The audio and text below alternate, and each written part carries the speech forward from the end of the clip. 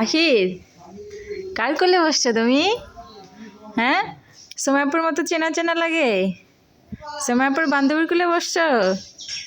চেনো আপুটাকে? চেনো তুমি? হ্যাঁ, সুন্দর করে যে কোলে বসলা। আহির, ময়না পাখি, তুমি কার কোলে বসছো? তুমি চেনো আপুটাকে? হ্যাঁ, একটু একটু করে চেনে না। আবার ঘুরে বসলো। এদিকে তাকাও, ওই বসো কেন?